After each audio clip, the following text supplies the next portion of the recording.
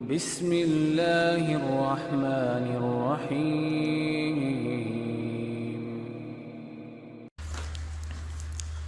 لیلۃ القدر یہ اندازے والی رات اور یہ فیصلے والی رات کو کہتے ہیں۔ عربی زبان میں لیلہ رات کو کہا جاتا ہے، اور لفظ قدر یہ قدر یا قدور سے ہے، اور اس کا مطلب ہے کسی معاملے کی تدبیر کرنا، دیکھ بھال کرنا، تیار کرنا، معین کرنا، فیصلہ کرنا، جمع کرنا اور حکم عائد کرنا۔ اللہ تعالیٰ کا یہ فیصلہ ہے کہ رب تعالیٰ اس رات میں پورے سال کے فیصلوں کو معین کر دیتے ہیں، اور اس کی دیکھ بھال کے لیے فرشتوں کی ذمہ داریاں لگا دیتے ہیں، اور اس کی تدبیر کے لیے ڈیوٹیاں تقسیم کر دی جاتی ہیں۔ یہ اللہ عز و جلال ایک ہی رات میں پورے سال کے فیصلوں کو جمع کر کے اناؤنس کروا دیتے ہیں۔ یہ مبارک رات، جس رات میں جبریل علیہ السلام کے ذریعے رسول اللہ صلی اللہ علیہ وآلہ وسلم پر قرآن مجید کے نزول کا آغاز ہوا، اس لیے اس رات کی اتنی قدر و قیمت ہے کہ اس کو 1000 مہینے سے افضل قرار دیا گیا۔ لیلۃ القدر کو لیلۃ القدر کیوں کہا گیا ہے؟ علماء یہ کہتے ہیں کہ لیلۃ القدر یہ عظم القدر سے ماخوذ ہے کہ اس رات کی عظمت، شرف اور شان بہت زیادہ ہے۔ جس طرح ہم عام زبان میں استعمال کرتے ہیں فلاں کی تو بہت قدر و قیمت ہے، تو رب تعالیٰ نے اس رات میں قرآن اتارنے کی وجہ سے اس کی عظمت اور قدر و قیمت سال کی بقیہ تمام راتوں سے بڑھا دی۔ لیلۃ القدر کو لیلۃ القدر اس لیے بھی کہتے ہیں، اس رات میں اللہ عز و جلال پوری کائنات کی آجال، ان کی عمریں، ارزاق، ان کے رزق اور جو ان کے متعلق امور ہیں، ان کا فیصلہ، ان کا اندازہ پورے سال کا اسی رات میں ہی پیش کر دیا جاتا ہے، اور اللہ عز و جلال کے فیصلے کے مطابق ہی پورے سال میں یہ رزق تقسیم کیا جاتا ہے، اور اسی طرح دیگر انسانی متعلقات سامنے آتے ہیں۔ لیلۃ القدر کو اس لیے بھی لیلۃ القدر کہا جاتا ہے کہ اس رات کے اندر کیا گیا عمل بہت ہی اندازوں سے بھی بڑھ کے عظیم ہے۔ کوئی شعبان کی نصف رات جو ہے 15ویں رات، یا شوال کی یا رجب کی کوئی بھی ایسی رات کو عبادت کرتا ہے، وہ رات اس عظمت کو نہیں پہنچ سکتی جس عظمت کی عبادت اس رات میں کی گئی اللہ عز و جلال کے ہاں مقام حاصل کرتی ہے۔ اس لیے رسول اللہ صلی اللہ علیہ وآلہ وسلم نے فرمایا تھا، من قام رمضان ایمانا واحتسابا غفر له ما تقدم من ذنبه، کہ جو رمضان میں قیام کرتا ہے اجر کی نیت سے اور ایمان کی حالت میں، اس کے پچھلے گناہوں کو معاف کر دیا جاتا ہے۔ اور دوسری روایت جو صحیح بخاری کی ہے 1901، من قام لیلۃ القدر، جو لیلۃ القدر میں قیام کرتا ہے ایمانا واحتسابا، ایمان کی حالت میں اور رب تعالیٰ سے اجر و ثواب لینے کی نیت کے ساتھ، تو اللہ عز و جلال اس کے گناہوں کو معاف کر دیتے ہیں۔ یہاں رک کر یہ بات سمجھنا ضروری ہے، کچھ لوگوں کو یہ تڑپ ہوتی ہے کہ پتہ چلے کہ یہ رات کون سی رات ہے۔ مسلمانوں میں سے اگر کسی کو علم ہو یا نہ ہو، ہر 2 صورتوں میں اجر سے محروم نہیں ہوتا۔ اس لیے اللہ کے پیارے پیغمبر نے یہ نہیں فرمایا من علم لیلۃ القدر، کہ جو لیلۃ القدر کو جان لے گا اس کو یہ ثواب ملے گا. آپ نے فرمایا ہے من قام لیلۃ القدر، جو لیلۃ القدر میں قیام کرتا ہے. اس آخری عشرے میں رات کو بیدار رہنا، نماز پڑھنا، ذکر کرنا، قرآن کی تلاوت کرنا، دعا کرنا، صدقہ کرنا اور اس طرح کی نیکیاں پیش کرنا، یہ اصل میں ثواب کا باعث ہے، خواہ کسی کو علم ہو یا نہ ہو. اور مجاہد ابن جبر رحمہ اللہ تعالی، جنہوں نے عبداللہ ابن عباس رضی اللہ تعالی عنہ سے پورے قرآن مجید کی تفسیر 3 مرتبہ ایک ایک آیت کر کے پڑھی، وہ فرماتے ہیں کہ یہ جو لفظ اللہ تعالیٰ نے اتارے ہیں خیر من 1000 شہر، کہ یہ رات 1000 ماہ سے بھی افضل ہے. یہ اس 1000 مہینوں سے افضل ہے جس میں لیلۃ القدر نہ ہو، وگرنہ جس مہینے میں بھی ہر سال رمضان میں لیلۃ القدر آئے گی وہ 1000 مہینوں سے افضل ہوگی. تو لیلۃ القدر اس لیے بھی اس کو لیلۃ القدر کہا جاتا ہے کہ اس رات میں اللہ نے اصل میں مخلوق کی رشد و ہدایت کا ایک ایسا مبارک فیصلہ کیا کہ اللہ جلال نے لوح محفوظ سے پورا قرآن بیت العزت میں اتارا. لوح محفوظ جو اللہ تعالیٰ نے اپنے نظام کے مطابق لوح محفوظ میں سب کچھ لکھا ہے، اور 50,000 سال پہلے لکھا کائنات بنانے سے. اللہ تعالیٰ نے یہ پورا قرآن پہلے آسمان پہ بیت العزت میں اس کو اتارا، پھر 23 سال میں رفتہ رفتہ محمد کریم صلی اللہ علیہ وسلم پر نازل کیا گیا. لیلۃ القدر کو اس لیے بھی لیلۃ القدر کہا جاتا ہے کیونکہ اس میں اللہ تعالیٰ کے فیصلوں کے اندازے ضبط کر دیے جاتے ہیں، اس لیے اس کو لیلۃ الحکم بھی کہا گیا ہے، فیصلوں والی رات. اور وہی فیصلے جو اللہ تعالیٰ نے اس رات میں کیے ہوتے ہیں پورے سال کے اندر انہی کو نافذ کیا جاتا ہے اور وہی نافذ ہوتے ہیں. بعض علماء یہ کہتے ہیں کہ لیلۃ القدر کو اس لیے بھی لیلۃ القدر کہتے ہیں کہ اللہ عز و جلال کے اتنے نورانی فرشتے زمین پر اترتے ہیں کہ زمین تنگ ہو جاتی ہے. اور قرآن مجید میں اللہ عز و جلال فرماتے ہیں وَأَمَّا إِذَا مَا ابْتَلَاهُ فَقَدَرَ عَلَيْهِ رِزْقَهُ فَيَقُولُ رَبِّي أَهَانَنِ. وَأَمَّا إِذَا مَا ابْتَلَاهُ رَبُّهُ، اللہ تعالیٰ اگر کسی کو آزمائش دے فَقَدَرَ عَلَيْهِ رِزْقَهُ أي ضيق عليه رزقه، اور اس کے رزق کو معمولی سا تنگ کر دے تو کہتا ہے میری تو رب نے توہین ہی کی ہے، میں تو اس لائق نہیں تھا کہ میرے لیے کوئی تنگی آتی. حالانکہ دینے والا بھی تو اللہ ہے اور آزمائش میں مبتلا کرنے والا بھی تو اللہ ہی ہے، نکالنا بھی اسی نے ہے. اس سے دعا کرو وہ نکال دے گا. اللہ تعالیٰ نے اس رات کی عظمت کو قرآن مجید میں بھی بیان کیا، بلکہ اس سے بڑی عظمت کیا ہے کہ اس رات کے بارے میں رب تعالیٰ نے پوری سورت نازل کر دی جو اس وقت سے آج تک پڑھی جاتی ہے، اور جب تک اللہ تعالیٰ کا حکم ہے، فیصلہ ہے، قیامت نہیں آ جاتی. اور اللہ عز و جلال جب تک چاہیں گے اس قرآن کو جب بھی پڑھا جائے گا اس رات کی عظمت کی تلاوت کی جائے گی. رب تعالیٰ کا فرمان ہے اِنَّا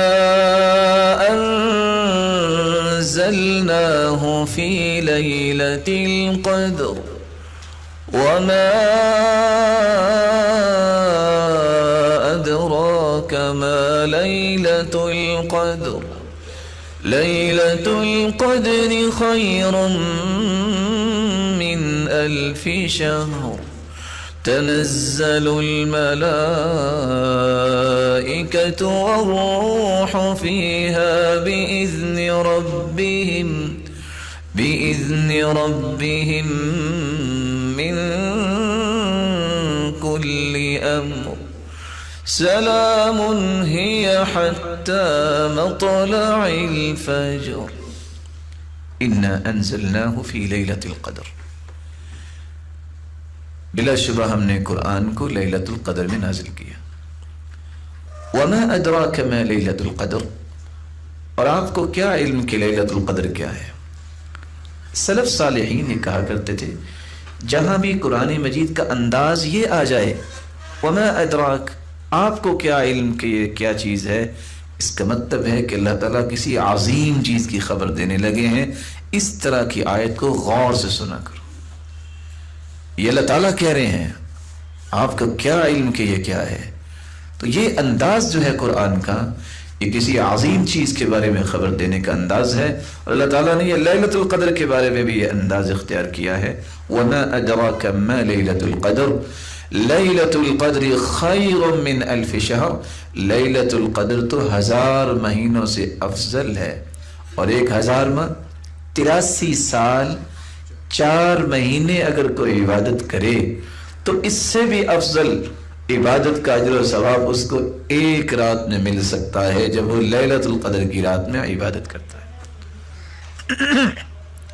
और आप जानते हैं हदीस के अल्फाज हैं, अमारु उम्मती मा बैन 60 इला 70, मेरी उम्मत की उम्र जो है उसकी रेशो ये है 60 से 70 के दरमियान।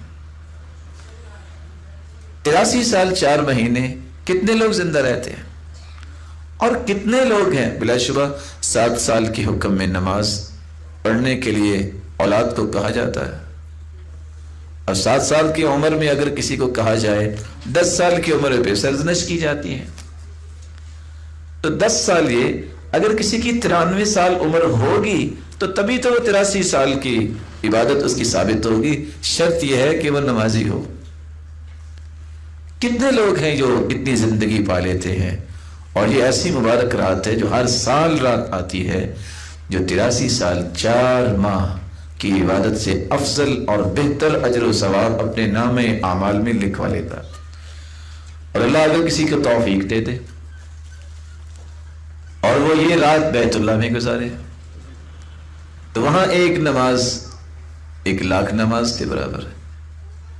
और 1 लाख नमाज जो है 55 साल नमाजें पढ़ी जाएं तो तब जाके लाख नमाजें बनेंगी। तो आप इस 55 साल को जरा मल्टीप्लाई कीजिए कि ये शख्स कितना खुश नसीब है कि उसने जिंदगी की 1 रात इबादत ऐसी की कि वो 1 मरतबा क्या 2-3 जिंदगियां भी मिल जाए उसको, तो इबादत कर करके थक जाए, उसके बराबर उसको अजर नहीं मिल सकता।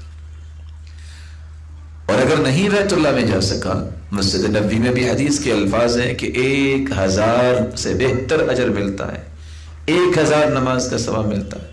या आखिरी अशरा मस्जिद नबवी में गुजार लें।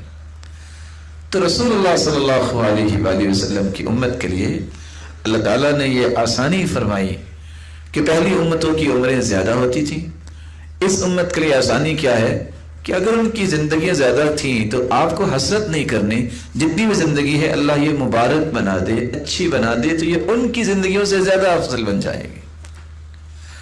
क़तादा बयान करते हैं, अनज़लल क़ुरआन लहू फी लैलतिल क़द्र मिन उम्मिल किताबी व हुवल लौह अल महफूज।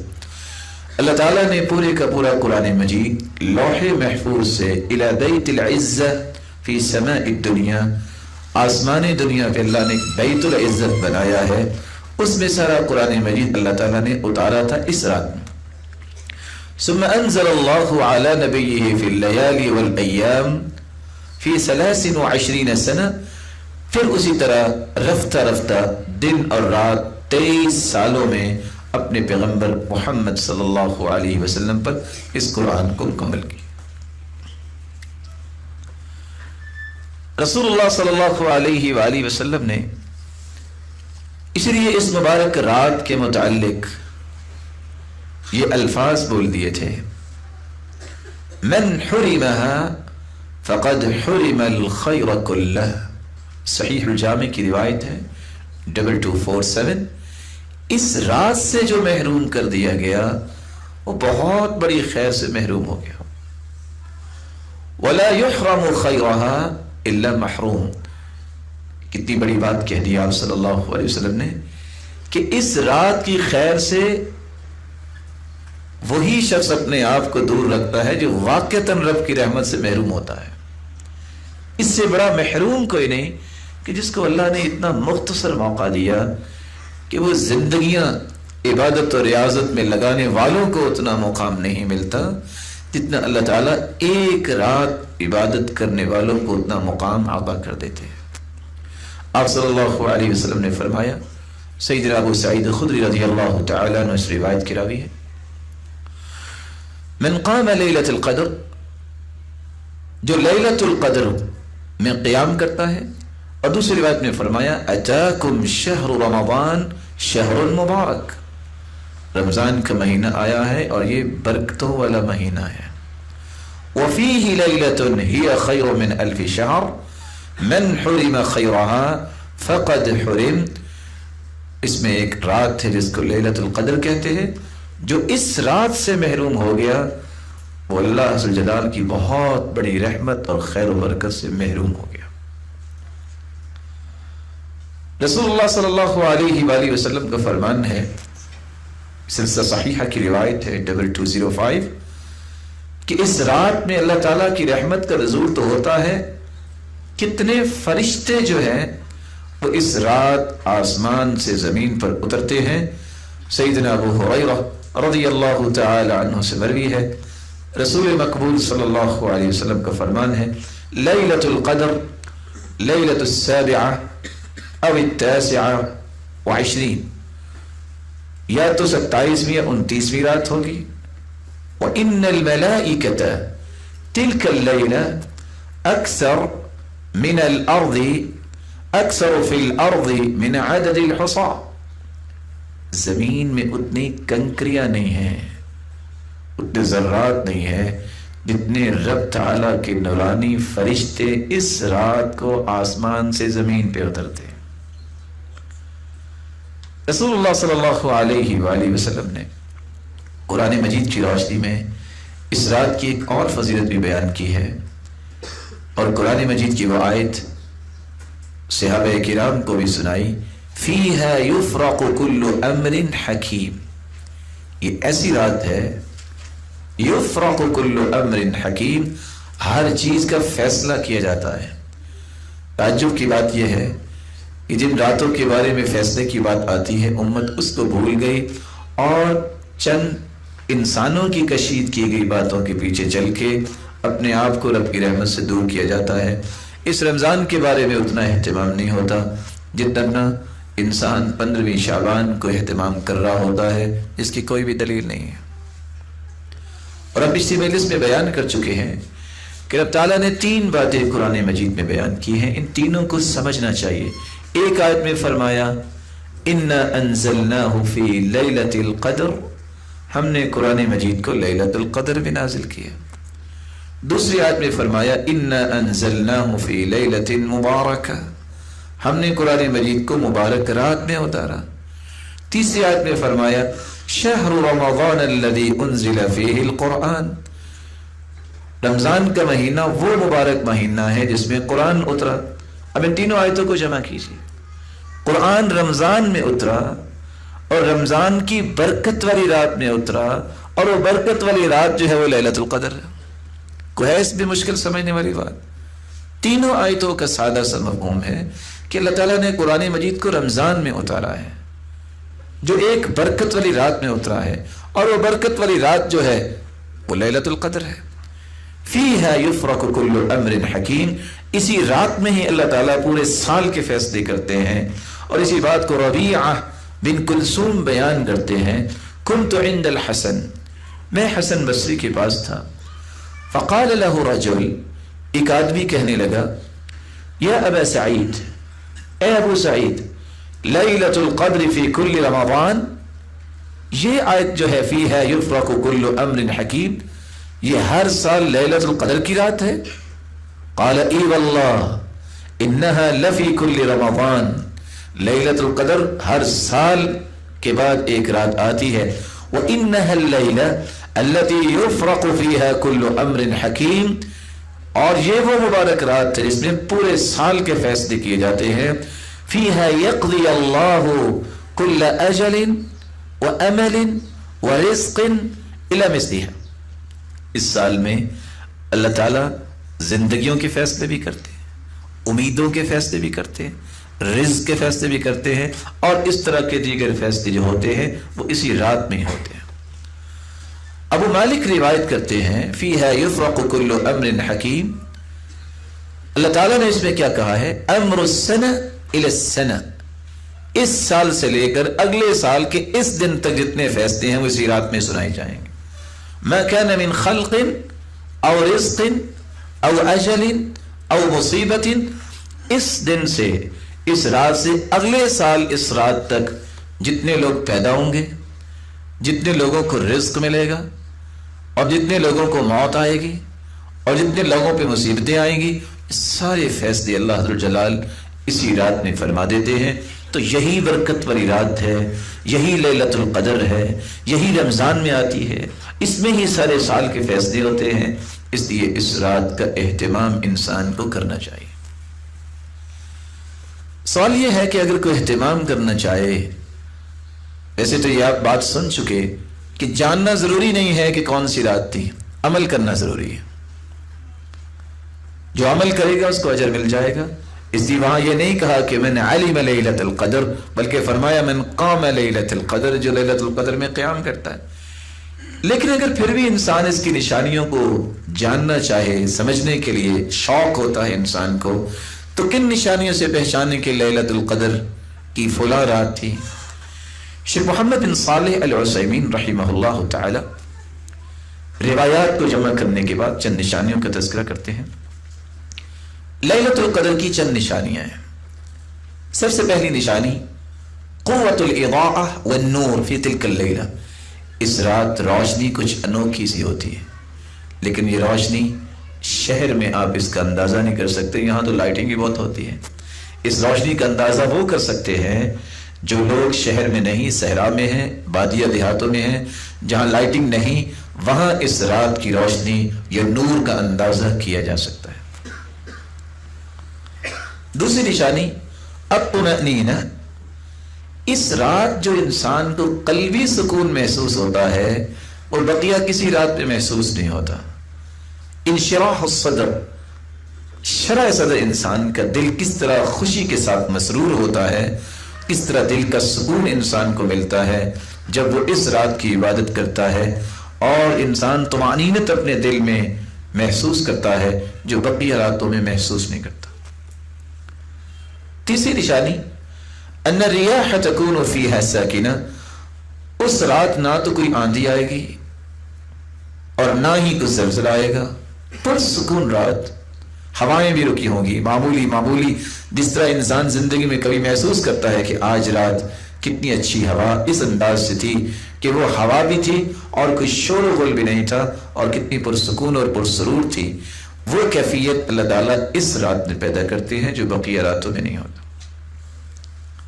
बल्कि अब्दुल्लाह इब्न अब्बास रज़ियल्लाहु तआला अन्हु ने ये अल्फाज इस्तेमाल किए हैं जो इब्न खुज़ैमा की रिवायत है, लैलतुल क़द्र लैलतुन समहा, ये रात बहुत ही पुरसुकून और पुरकैफ रात होती है।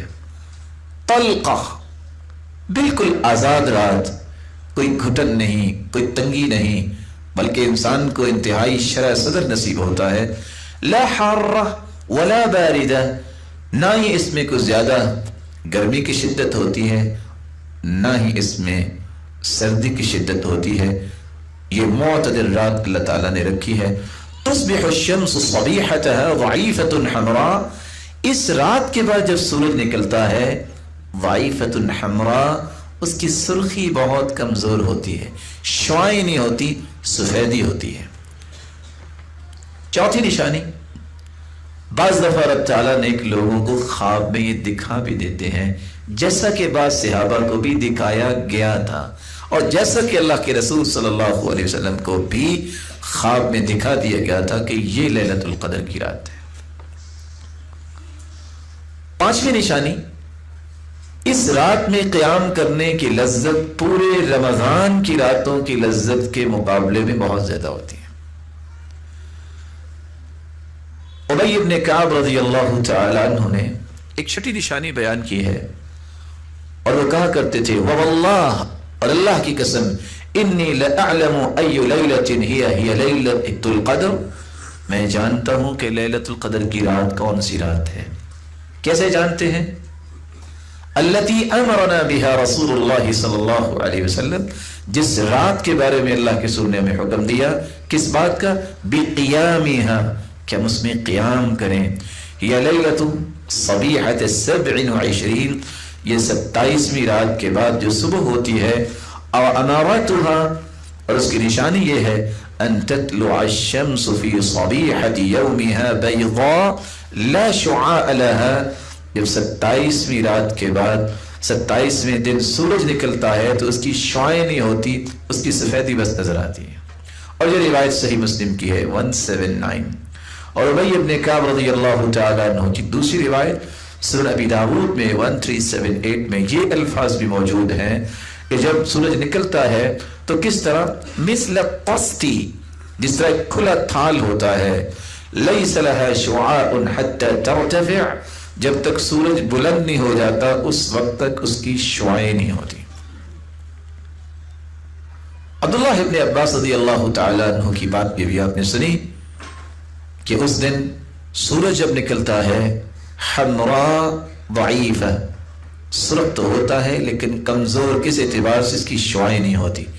تو یہ چند نشانیاں اس رات کی بیان کی گئی ہیں۔ یہاں رک کے بھی یہ بات سمجھنی چاہیے کہ آخر اللہ تعالیٰ نے اس رات کو مخفی کیوں رکھا ہے؟ اگر اللہ تعالیٰ بتا دیتے کہ یہ رات ہے تو چلو کوئی ہمت کاری لیتا، انسان کی تو یہی خواہش ہوتی نا، کام مختصر ہونا چاہیے۔ اب 10 راتیں کون جا کے، چلو ایک رات ہوتی، چلو کوئی ہمت کر ہی لیتے۔ اصل مقصود کیا ہے؟ اس کو مخفی رکھنے کا اصل جو راز ہے وہ یہ ہے کہ ان تمام راتوں میں انسان عبادات کریں، اللہ عز و جلال سے تعلق کو مضبوط کریں، اور یہ امید رکھیں ہو سکتا ہے کہ یہ رات ہو سکتا ہے کہ یہ رات ہو، اور اسی طرح ان کی یہ 10 دن رب تعالیٰ کے ساتھ خوبصورت گزر جائیں۔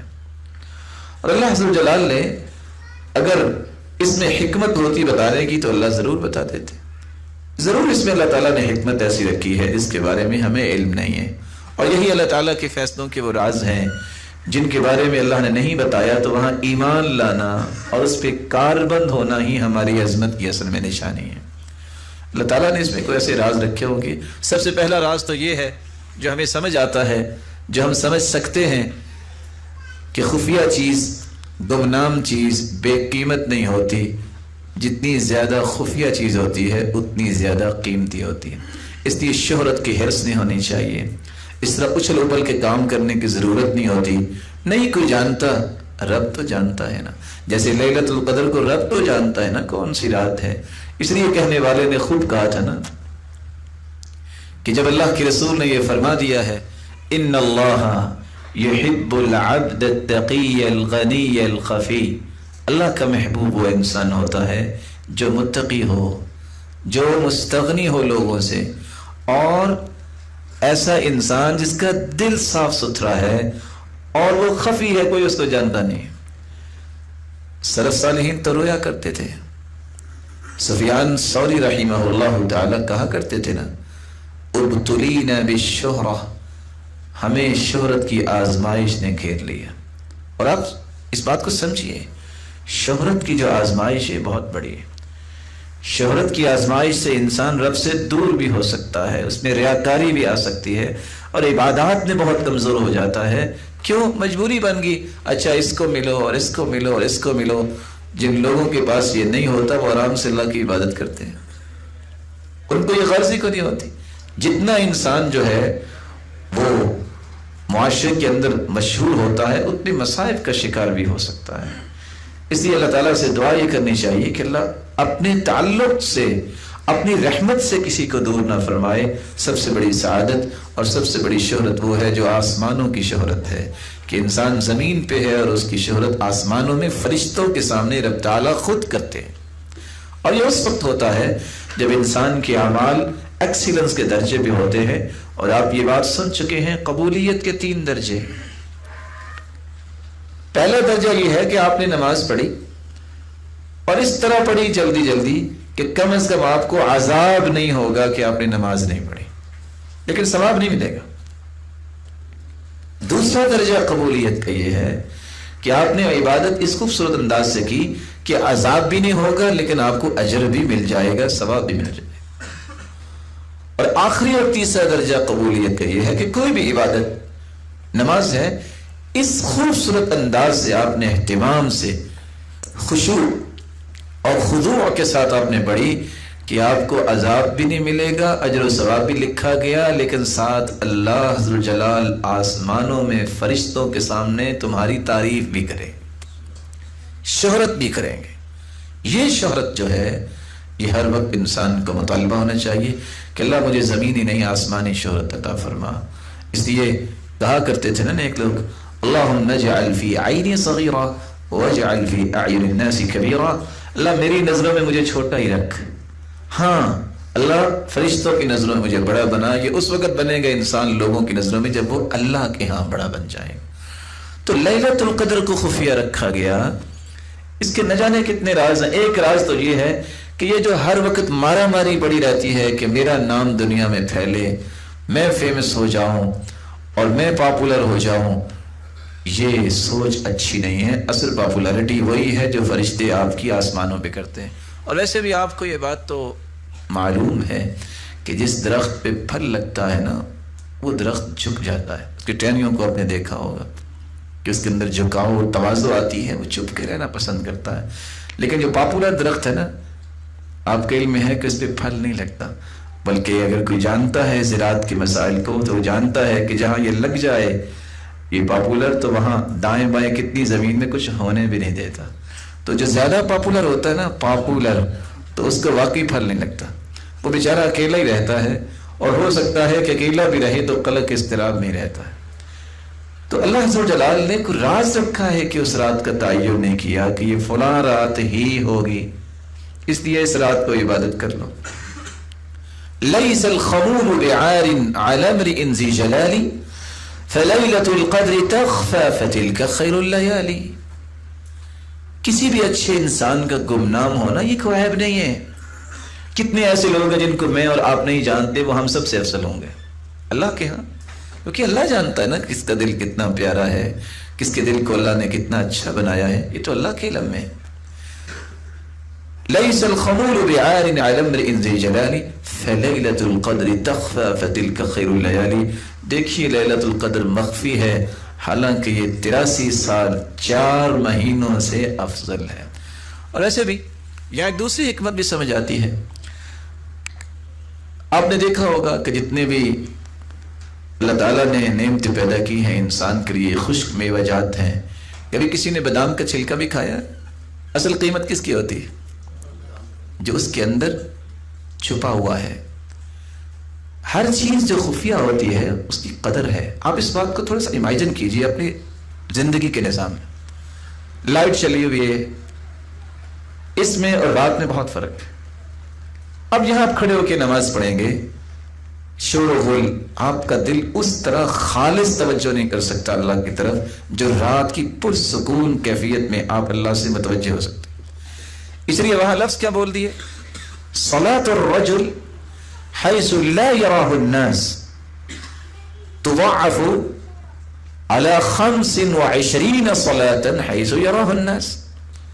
لوگوں کے سامنے آپ جو نماز پڑھتے ہیں وہ نماز، اور وہ نماز جو لوگوں کی نظروں سے اوچر ہو کے پڑھتے ہیں، اس نماز اور اس نماز میں فرق کیا ہے؟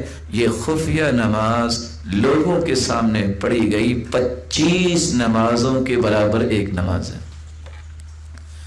اس لیے آپ نے دیکھا ہوگا، آپ بھی مساجد میں جاتے ہیں، میں آپ کی خدمت میں گزارش کروں گا، آپ انتظامیہ سے گزارش کیا کریں، بھئی نماز پڑھنی ہے تو 1 سے 2 لائٹیں کافی ہیں، جلا لیں۔ وہاں 150 لائٹ ضروری ہوتی ہے، جی رمضان ہے آخر، بھی رمضان تو ہے، اس میں تو کوئی شک نہیں۔ نماز میں تو آپ نے کوئی موتی نہیں نہ پرونے ہیں، وہاں تو آپ نے اللہ سے باتیں کرنی ہیں، تو آپ اپنی ضرورت کے مطابق 1-2 لائٹیں جلا لیں، لیکن آگے سے آپ کو جواب ضرور ملے گا جو آج کل بھی دیا جاتا ہے کہ بل آپ کو آتا ہے۔ آپ ان سے ضرور کہیے کہ اللہ تعالیٰ آپ کی مدد فرمائے اور آپ کو پیسے دے، لیکن ضروری ہے کہ آپ بلوں میں ہی لگا دیں، آپ کسی فقیر مسکین کو دے دیں، آپ کسی نیکی کے کام پہ خرچ کر دیں، صرف اس نمائش میں لگانے ہیں۔ اصل راز کیا ہے وہ سمجھیے. بھی اللہ عز و جلال چاہتے تو 5 نمازیں دن میں رکھ دیتے، چلو بعد میں سو جاؤ، دن میں سارے روشنی میں پڑھ لو. کیوں چند نمازیں رات کو رکھی ہیں؟ کیوں تہجد کو افضل قرار دیا ہے؟ انسان جب ظہر اثر کی نماز پڑھتا ہے نا، تو اگر کوئی متقی ہو، کوئی نیک ہو، تو نماز پڑھتے پڑھتے کچھ آیتیں پڑھے، اللہ کا خوف، اللہ کی جنت کی طلب، تو اس کو رونا آئے تو وہ روتا نہیں ہے. کیوں؟ ساتھ کھڑے لوگ دیکھیں گے، کیا کہیں گے کہ اس کا چہرہ بگڑ رہا ہے. لیکن رات کو اللہ تعالیٰ نے ایسے رکھا کہ چلو اب جیسے بھی تم رونا چاہتے ہو رو لو، جتنا تمہارا چہرہ بگڑے گا مجھے اتنا ہی پیارا لگے گا. اسے ایک اور راز بھی سمجھ آتا ہے جو آج کل کے معاشرے کی ضرورت بھی ہے. لوگ شاید سمجھتے ہیں کہ بے پردگی سب کے سامنے آنے سے بہت جو انسان کی قدر و قیمت ہوتی ہے. اللہ نے قدر و قیمت رکھی ہے تو کس کی؟ جس کو چھپایا ہوا ہے. اللہ عز و جلال نے اس لیے لیلۃ القدر کو چھپا کے رکھا ہے کہ اس کی تلاش کرو. کیسے؟ عمل صالح کے ساتھ، عبادات کے ساتھ، ریاضت کے ساتھ، ذکر و اذکار اور قرآن مجید کی تلاوت کے ساتھ. رسول اللہ صلی اللہ علیہ وآلہ وسلم کا فرمان ہے، انی خرجت لاخبرکم بلیلۃ القدر. آپ صلی اللہ علیہ وسلم گھر میں تشریف فرما تھے. آپ کو خواب میں دکھا دیا گیا کہ لیلۃ القدر کون سی ہے. صحیح الجامع کی روایت ہے 2461. آپ جب باہر نکلے وَتَلَحَّ فُلَانٌ وَفُلَانٌ تو 2 ساتھی آپس میں تکرار کر رہے تھے. آپ صلی اللہ علیہ وسلم فرماتے ہیں، میں جب باہر نکلا کہ میں اپنے صحابہ کو بتاؤں کہ یہ رات ہے، فرفعت. جب 2 آدمیوں کے جھگڑے کو میں نے دیکھا، میں متوجہ ادھر ہوا، وہ میرے ذہن سے اٹھا لی گئی. وَعَسَىٰ أَن يَكُونَ خَيْرًا لَكُمْ، اور یہ بھی تمہارے لیے بہتر ہے. فَالْتَمِسُوهَا فِي السَّبْعِ وَالتِّسْعِ وَالْخَمْسِ، اس لیے اس کو 7 میں، 9 میں اور 5 میں تلاش کرو. کیا مطلب 7 میں؟ 27ویں میں، 30 میں یعنی 29 میں، اور 5 سے مراد 25ویں. اس کو دونوں طرف سے آپ استعمال کر سکتے ہیں. جب 9 کہیں گے تو آخری 10 دنوں میں آخری رات جو ہے 30ویں سے پہلی بھی 9 ہوگی اور 21ویں میں اس میں آ جائے گی جب اوپر سے گنیں گے. 5ویں ادھر سے اور 5ویں ادھر سے آپ 23ویں اور 25ویں بھی شامل کر لیں گے، اور 7ویں کا معنی 27ویں رات. تو رسول اللہ صلی اللہ علیہ وآلہ وسلم نے امت کو یہ بتا دیا کہ مجھے اس کی خبر دی گئی تھی، میں بتانے آیا. تو یہ ساری کی ساری خیر سے محرومی کس وجہ سے ہوئی؟ 2 آدمیوں کے اس جھگڑے کی وجہ سے. یہاں ایک اور فائدہ مل گیا. امت جب تک اپنے جھگڑے نہیں چھوڑے گی اس کو خیر نہیں ملے گی. دیکھیں کتنی بڑی بات ہے کہ لیلۃ القدر کا مسلمانوں کو علم ہو جانا تھا. اللہ تعالیٰ نے فیصلہ کیا کیا؟ فَتَلَاحَ فُلَانٌ وَفُلَانٌ. اب 2 آدمیوں کی تکرار سے یہ خیر سے محروم امت ہوگی اور پوری امت محروم ہوئی. اس لیے ہم یہ کہتے ہیں اللہ تعالیٰ کے ساتھ تعلق، اللہ تعالیٰ کے ساتھ ایمان کا تقاضا یہ ہے کہ آپ خاندانی عصبیت کو چھوڑیں، آپ لسانی عصبیتوں کو چھوڑیں، اور آپ صوبائی اور علاقائی عصبیت کو چھوڑیں، آپ تنظیمی اور مسلکی عصبیتوں کو چھوڑیں. مسلمان کا معنی یہ ہے کہ وہ قرآن و سنت کو ماننے والا ہے. جو قرآن کہہ دے، جو اللہ کے رسول فرما دے، اس کے مطابق اپنی زندگی گزارو. جب تک لڑائیاں نہیں آپ چھوڑیں گے، جب تک یہ جھگڑے اور فساد سے کنارہ کش نہیں ہوں گے، آپ کو خیر و برکت نہیں ملے گی. خیر و برکت اللہ نے اتفاق میں رکھی ہے، اتحاد میں رکھی ہے. یہ خیر و برکت جس کے بارے میں رسول اللہ صلی اللہ علیہ وسلم کا فرمان ہے. نعمان بن بشیر اس روایت کے راوی ہیں، صحیح الجامع کی روایت ہے. آپ صلی اللہ علیہ وسلم نے فرمایا، من لم یشکر القلیل لم یشکر الکثیر. جس کو تھوڑی چیز دی گئی ہے اگر وہ اس پہ اللہ کا شکر ادا نہیں کرتا، اس کو اگر زیادہ بھی مل جائے نا تو پھر بھی شکر ادا نہیں کرے گا. کیونکہ جس نے شکر کرنا ہے اس کا دل تو پیارا ہے، وہ تو تھوڑی چیز پہ بھی شکر کرے گا. ومن لم یشکر الناس لم یشکر اللہ. جو لوگوں کا شکریہ ادا نہیں کر سکتا وہ اللہ کا بھی شکر گزار نہیں بن سکتا. التحدث بنعمت اللہ شکر وترکها کفر. اللہ تعالیٰ کی دی ہوئی نعمتوں کا اظہار کرنا، ان کو بیان کرنا. الحمدللہ میں قرآن پڑھتا ہوں، الحمدللہ اللہ نے مجھے ایمان دیا ہے اور مجھے نیکی کی توفیق دی ہے، اور اللہ کے دین کی دعوت دیتا ہوں، شکر کرنا چاہیے، اظہار کرنا چاہیے، یہ ہے شکر گزاری۔ وَتَرْكُهَا كُفْرٌ، کسی کے پاس علم ہے چھپا کے بیٹھ جائے، یہ نہ شکری ہے۔ اللہ نے مال دیا ہے، جان بوجھ کے اس کو جوڑتا ہی جا رہا ہے، اپنے جسم پہ بھی اظہار نہیں کرتا، کبھی اس نے کوئی لباس اچھا پہنا ہی نہیں ہے، کبھی اس نے زبان پہ اچھے کلمات جاری نہیں کیے، ہر وقت واویلا ہی کرتا ہے، روتا ہی رہتا ہے، یہ نہ شکری ہے۔ خوشی سے انسان کو ہر وقت یہ کہنا چاہیے الحمدللہ، اللہ میں تو اس قابل بھی نہیں تھا جتنے تو نے انعامات دے دیے۔ آخر میں اس حدیث میں اللہ تعالیٰ کے پیارے پیغمبر نے ایک راز بیان کیا ہے جہاں تک میں پہنچنا چاہتا تھا۔ آپ نے فرمایا الجماعت رحمہ، جماعت بندی جو ہے، جڑے رہنا، اکٹھے رہنا، یہ اللہ کی رحمت ہے۔ اس سے اللہ کی رحمتوں کا نزول ہوتا ہے، اس سے انسان رب تعالیٰ کی رحمتوں کا مستحق بنتا ہے۔ اور ساتھ یہ فرمایا والفرقۃ عذاب، اور اختلافات جو ہیں، افتراق، یہ اللہ کی طرف سے عذاب ہے۔ اور حدیث یہ کہتی ہے جس قوم کے اندر قرآن و سنت کا نفاذ نہیں ہوگا، وَمَا لَمْ تَحْكُمْ أَئِمَّتُهُمْ بِكِتَابِ اللَّهِ إِلَّا جَعَلَ اللَّهُ بَأْسَهُمْ بَيْنَهُمْ، جس قوم کے اندر اللہ تعالیٰ کی کتاب کے مطابق فیصلے نہیں ہوتے، اس قوم کے اندر خانہ جنگی ہو جاتی ہے۔ یہ حدیث نے بتا دی ہے۔ اور جو قوم اپنے عہد و پیمان کو پورا نہیں کرتی، صلت اللہ علیہم عدوہم، اس قوم پہ اللہ تعالیٰ دشمن کو مسلط کر دیتے ہیں۔ اب یہ سٹیٹمنٹ تو آج سے 1400 سال پہلے اللہ کے رسول صلی اللہ علیہ وسلم نے دے دی تھی۔ ایمان لانے والے ایمان لاتے ہیں، جب تک یہ اختلافات، یہ فروعی اختلافات، چھوٹی چھوٹی باتوں پہ جھگڑے اور فسادات کو انسانیت نہیں چھوڑتی، اس وقت خیر و برکت کا ملنا ممکن نہیں ہے۔ خیر و برکت اس وقت ملتی ہے جب انسان اللہ کی رحمت کے سائے تلے ہو۔ اور شاید کہ میں ایک چھوٹی سی بات کہہ کے یہ بات سمجھانے میں کامیاب ہو سکوں۔ مجھے اگر کسی بات سے اختلاف ہو گیا ہے کسی کے ساتھ، اس کے اندر کوتاہی کمی ہے، تو میرے اندر کوئی کمی کوتاہی نہیں ہے۔ جس دن مجھے یہ سمجھ آ گیا نا کہ کامل تو میں بھی نہیں ہوں، عیب تو میرے اندر بھی ہے، کمی کوتاہی تو میرے اندر بھی ہوتی ہے، اس دن یہ مسئلہ حل ہو جائے گا۔ جب تک میں یہ سمجھتا رہا کہ سارے ہی غلط ہیں، میں ہی ٹھیک ہوں، اس وقت تک یہ معاملہ حل نہیں ہوگا۔ آپ صلی اللہ علیہ وسلم نے تربیت ایسی کی تھی صحابہ کرام کی۔ سعد رضی اللہ تعالیٰ عنہ تشریف فرمائے، عبد الرحمن ابن عوف رضی اللہ تعالیٰ عنہ تشریف فرمائے، اور سعد رضی اللہ تعالیٰ عنہ کی بیٹی آئی، چھوٹی بیٹی، اور عبد الرحمن بن عوف رضی اللہ تعالیٰ عنہ کھانا کھا رہے ہیں۔ جب ان کی بیٹی کو دیکھا تو رونے لگ گئے، کہتے ہیں یہ اس انسان کی بیٹی ہے جو ہوا خیر منی، جو مجھ سے اچھا تھا۔ میں نے نام کن کا بلا لیا ہے؟ عبد الرحمن ابن عوف کا۔ عالمی منڈی میں صف اول کے تاجر ہیں، اور کیسے کمال کے انسان ہیں، کتنے جنگوں میں ان کو کمانڈر بنایا گیا۔ کیسے کمال کے انسان ہیں کہ یہ پہلی صف میں نماز پڑھتے، حتیٰ کہ سیدنا عمر رضی اللہ تعالیٰ عنہ جب شہید ہوئے ہیں، جب ان کو خنجر مارے گئے، ابو لؤلؤ مجوسی نے مارا، تو وہ تو گر گئے، نماز پوری کروائی تو ان کے بالکل پچھلی طرف کھڑے ہوئے تھے پہلی صف میں، وہ عبد الرحمن بن عوف تھے، وہ آگے بڑھے، انہوں نے نماز پوری کروائی۔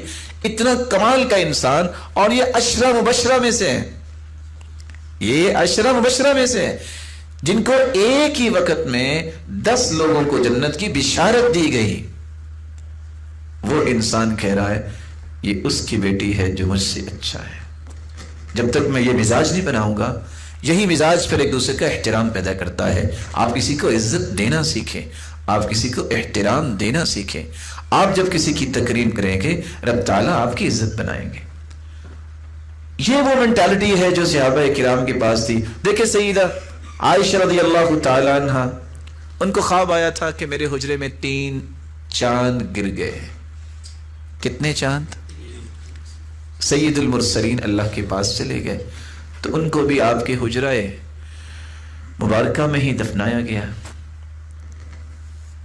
تو اپنے باپ سے پوچھتی ہیں مجھے یہ خواب آئی تھی، کہا ایک چاند تو آپ کے حجرے میں آ گیا ہے، باقی 2 کا انتظار کرو۔ تو وہ کون سے 3 چاند تھے؟ اسی حجرے میں اللہ کے رسول صلی اللہ علیہ وسلم کی قبر مبارک ہے، اور اسی حجرے میں پھر سیدنا ابو بکر کو دفنایا گیا۔ اور جب سیدنا عمر رضی اللہ تعالیٰ عنہ کو خنجر لگے، انہوں انہوں نے اپنے بیٹے کو بھجوایا، کہا جا کے سیدہ عائشہ سے کہو عمر کہتا ہے، امیر المؤمنین نہ کہنا۔ کیوں؟ امیر المؤمنین کہنے سے اس کا مطلب ہے کہ میں اپنی بڑائی بیان کر رہا ہوں کہ امیر المؤمنین کا حکم ہے کہ مجھے اپنے دوستوں کے ساتھ میری قبر بنائی جائے۔ آپ صرف یہ کہنا جا کے کہ عمر کہتا ہے کہ میری قبر بھی یہاں بنائی جائے، اگر وہ اجازت دے دیں تو ٹھیک ہے، وگرنہ مجھے دیگر مسلمانوں کے ساتھ دفنا دینا۔ کیا کہا؟ عمر کہتا ہے۔ یہ ہے وہ سوچ، یہ ہے وہ بصیرت کی بات کہ انہوں نے اپنی بڑائی کو بیان نہیں کیا۔ آخر اللہ تعالیٰ نے ان تینوں چاندوں کو وہاں جمع کیا۔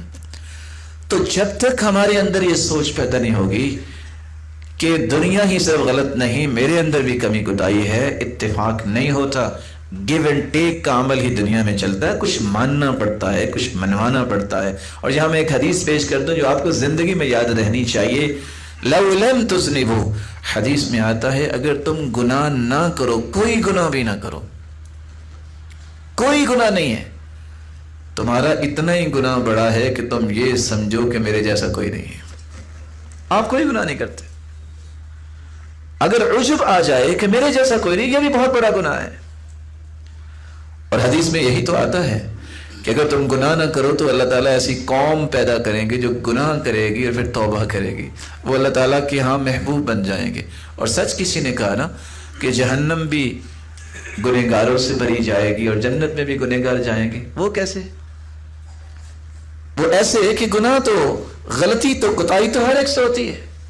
کل بنی آدم خطا، یہ حدیث ہے، ساری کی ساری انسانیت خطا کار ہے۔ وَخَيْرُ الْخَطَّائِينَ التَّوَّابُونَ، لیکن بہترین خطا کار وہ بن جاتے ہیں جو توبہ کر لیتے ہیں۔ اسے پتہ چلا کہ کمی کوتاہی تو ہر ایک سے ہوتی ہے، لیکن جو اللہ سے توبہ کر لیتا ہے، جو اللہ تعالیٰ سے پر امید رہتا ہے کہ میرا رب مجھے معاف کرے گا جب میں سچی توبہ کر لوں گا، تو اللہ اس کو جنت کی راہ کی طرف لے جاتے ہیں۔ تو میں ایک بار پھر اس بات کو دہرانا چاہوں گا کہ لیلۃ القدر کی رات کا تعین جو تھا وہ اللہ کے رسول صلی اللہ علیہ وسلم کو خواب میں دکھایا گیا، اور آپ بتانا چاہتے تھے اس خیر سے محرومی ہوئی تو دو لوگوں کی تو تکرار اور بحث کی وجہ سے۔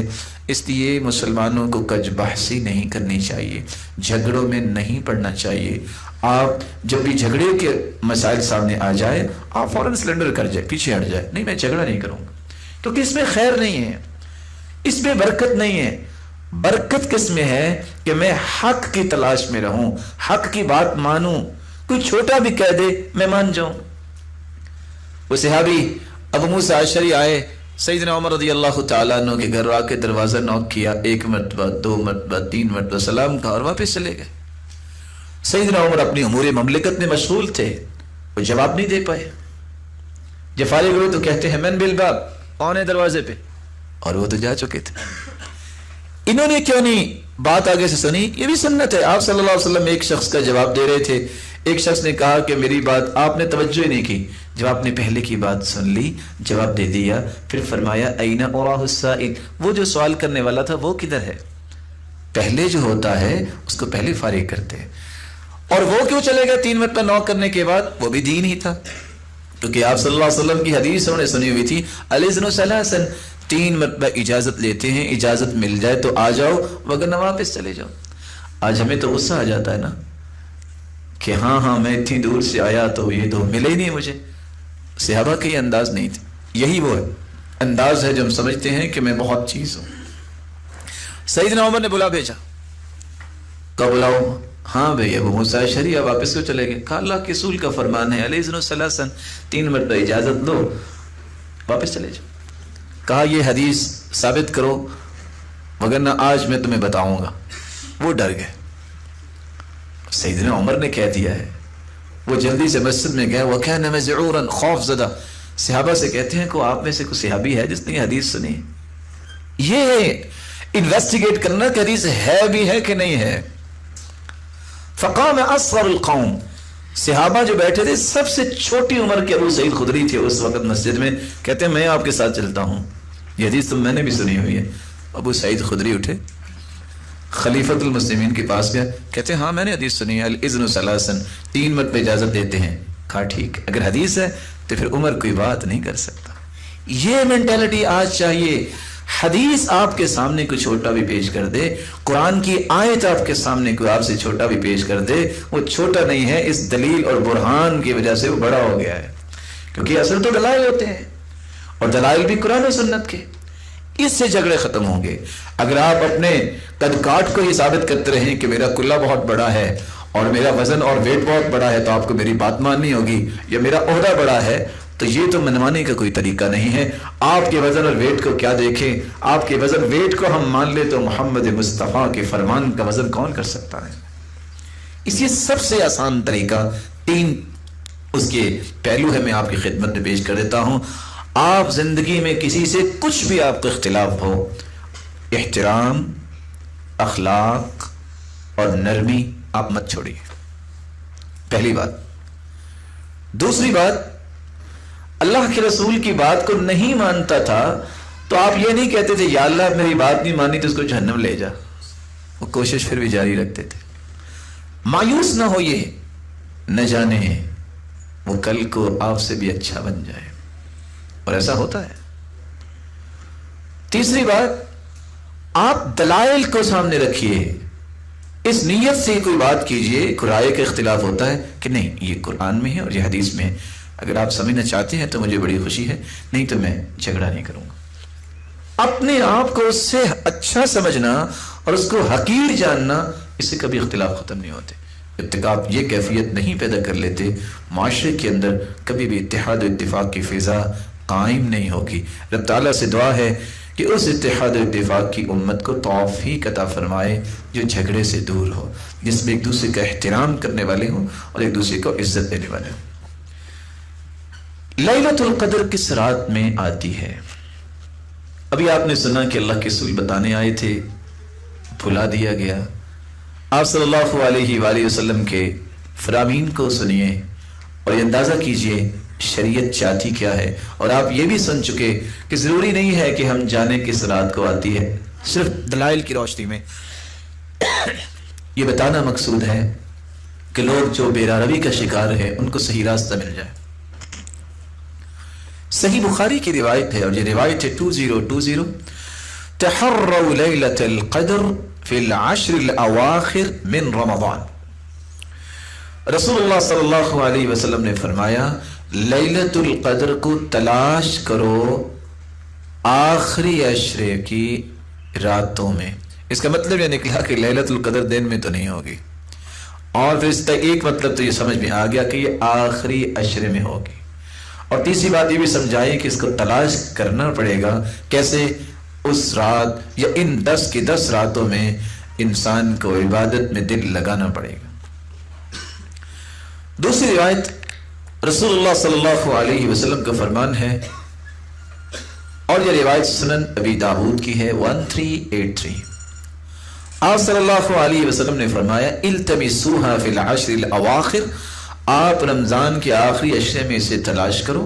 اور پھر فرمایا والتمسوها فی التاسعہ, اس کو 9 میں یعنی 29 میں, والسابعہ اور 7 میں, والخامسہ اور 5 میں تلاش کرو. راوی کہتے ہیں میں نے سوال کیا میں التاسعہ والسابعہ والخامسہ, یہ تاسعہ, خامسہ اور سابعہ کیا ہے؟ یہ 9 7 5 یہ گنتی کیا ہے؟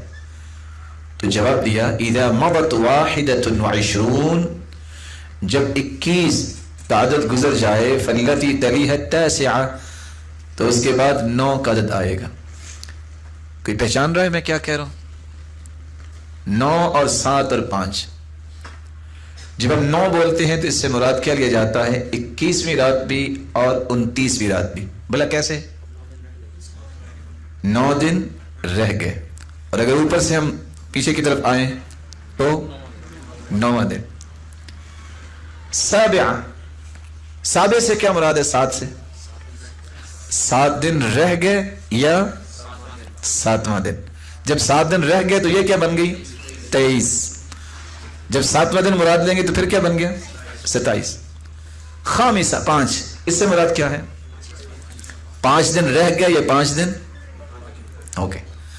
تو 21 23 25 27 اور 29 اس انداز سے انہوں نے حدیث میں وضاحت کر دی. تیسری روایت ابو سلمہ رضی اللہ تعالی عنہ کی ہے، اور یہ روایت بھی صحیح بخاری کی ہے، اور صحیح بخاری کے اندر 2016 اس کا نمبر ہے۔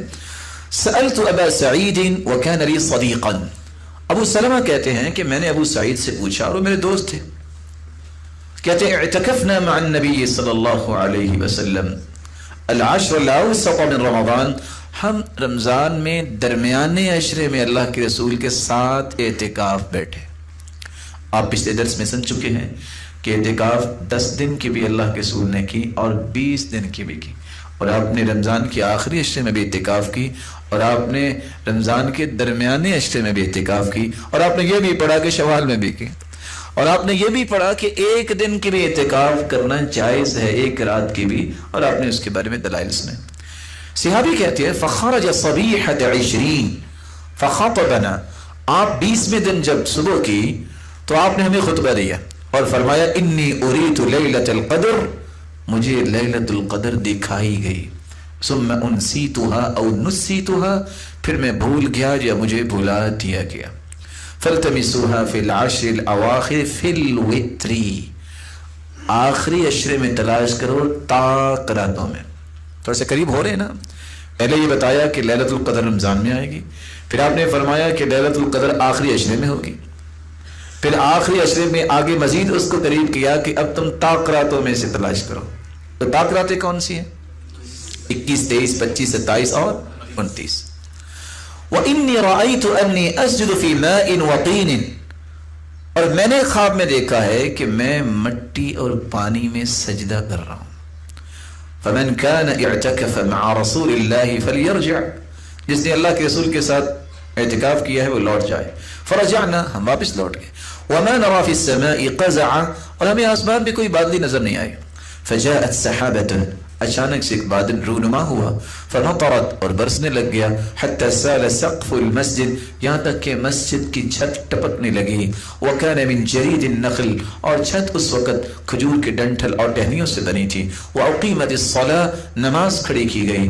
فرأيت رسول اللہ صلی اللہ علیہ وسلم يسجد في الماء والطين، میں نے دیکھا کہ اللہ کے رسول مٹی اور پانی میں سجدہ کر رہے ہیں۔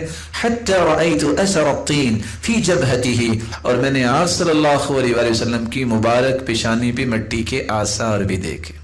تو آپ صلی اللہ علیہ وسلم کو خواب میں دکھائی گئی، جیسا کہ ہم نے نشانیوں میں بیان کیا، اور صحابہ کرام کو بھی دکھائی گئی۔ یہاں ایک اور حدیث ہے، آپ صلی اللہ علیہ وسلم نے فرمایا، اور یہ مسند احمد کی روایت ہے 11679، اطلبوا لیلۃ القدر فی العشر الاواخر، لیلۃ القدر کو طلب کرو آخری عشرے میں، فی 9 یبقین، جب 9 دن باقی رہ جائے، و7 یبقین، جب 7 دن باقی رہ جائیں، و5 یبقین، جب 5 دن باقی رہ جائیں، و3 یبقین، اور کتنے دن باقی رہ جائیں؟ 3 دن باقی رہ جائیں۔ رسول اللہ صلی اللہ علیہ وآلہ وسلم کے صحابی عبداللہ بن عباس، اللہ تعالیٰ نے اس نوجوان کو کیا ہی کمال دیا تھا۔ سچی بات یہ ہے کہ انسان جب کسی میدان میں نکلتا ہے تو اس کے سامنے کچھ شخصیات ہوتی ہیں کہ مجھے متاثر ہوتا نا انسان کہ میں اس کو اپنا آئیڈیل سمجھتا ہوں۔ کتنے نوجوان جو کھیل کود میں ہیں وہ کسی کھلاڑی کو اپنا آئیڈیل سمجھتے ہیں۔ اگر کسی نے علم و معرفت کے میدان میں قدم رکھا ہے تو میں اسے یہ مشورہ دوں گا کہ وہ ایک مرتبہ عبداللہ ابن عباس کی زندگی کو ضرور پڑھے۔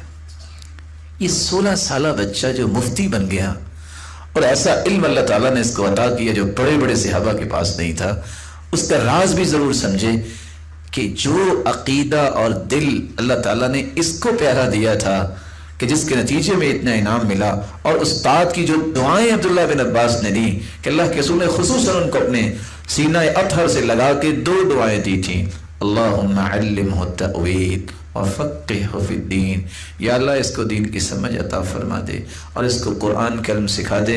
واقعتاً ایسی فقاہت، ایسی سمجھ، ایسی فراست اور بصیرت اور علم کسی کو اللہ نے عطایا نہیں۔